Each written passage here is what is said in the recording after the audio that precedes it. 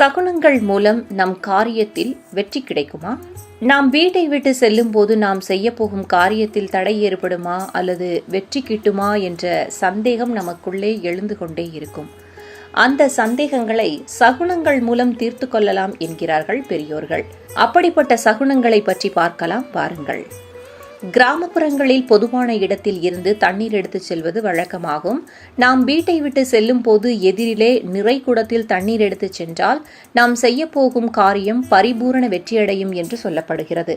நிறைகுடம் ஐஸ்வர்யத்தையும் செல்வத்தையும் மகாலட்சுமி அம்சத்தையும் குறிக்கும்.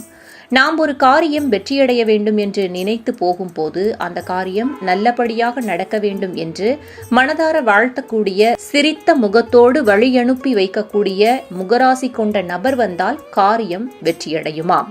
அதேபோல நம் முன்னோர்களின் அடையாளமாக சொல்லப்படும் காகம் நாம் வெளியே செல்லும் போது இடமிருந்து வலமாக சென்றால் காரியம் வெற்றியடையும் என்கிறார்கள். நாம் வெளியிலே செல்லும் போது கர்ப்பிணி பெண்களை பார்த்தால் விசேஷமாம். நாம் செய்ய நினைத்த காரியம் நல்லபடியாக நடக்குமாம். இதை நல்ல சகுனமாகவும் சொல்கிறார்கள். ஏதோ ஒரு காரியமாக வெளியில் செல்லும் போது பிண ஊர்வலத்தை பார்த்தால் அந்த காரியம் நிச்சயம் நிறைவேறும் என்று சொல்லப்படுகிறது. திருமணம் போன்ற சுப நிகழ்ச்சிகள் நடக்க வேண்டும் என்று நினைத்தால் குலதெய்வ வழிபாடு அவசியமாகும். குலதெய்வத்தை மனதில் நிறுத்தி வேண்டிக் கொண்டு செய்யும் காரியம் நிச்சயம் நடக்கும் என்று நம்பப்படுகிறது.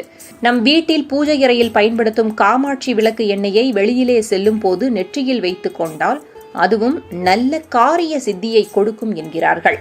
சுபகாரியம் ஏதேனும் செய்ய தொடங்குவதற்கு முன்பு எக்காரணத்தை கொண்டும் சண்டை போட்டுவிட்டு வீட்டை விட்டு கிளம்பக்கூடாது. சண்டை போட்டு அவர்களின் கண்ணீரை பார்த்துவிட்டு தொடங்கும் காரியம் நடக்காது என்கிறார்கள். இந்த சகுனங்களை நம் வாழ்வில் பார்த்து நடந்தால் நம் வாழ்க்கை இன்னும் சிறப்பாக இருக்குமாம்.